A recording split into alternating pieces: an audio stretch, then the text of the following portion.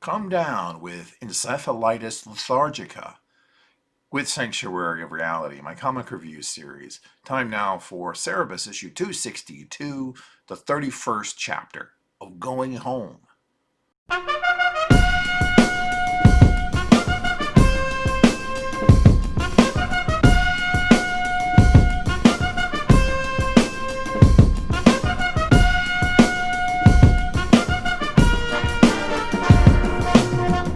The snow has resumed, but thankfully, Cerebus and Jaka made it via the volcanic trail to the nearest Serenist hunting lodge.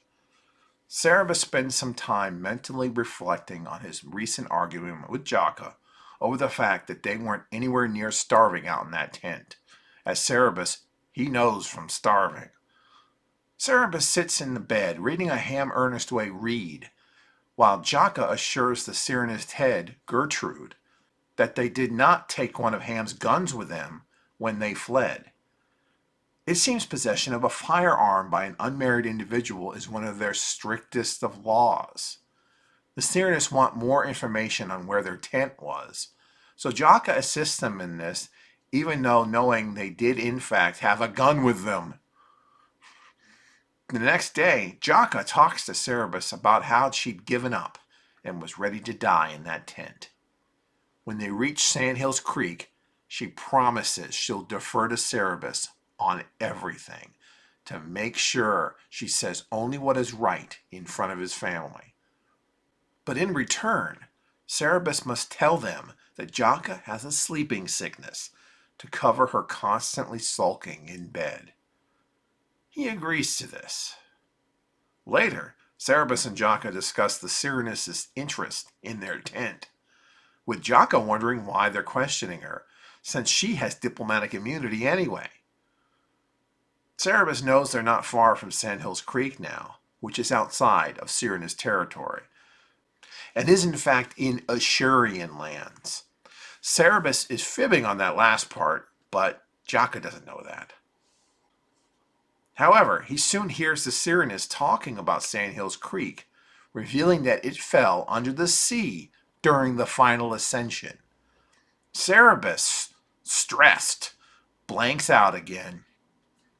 Another day, Cerebus heads outside to see how they're coming along on clearing the road.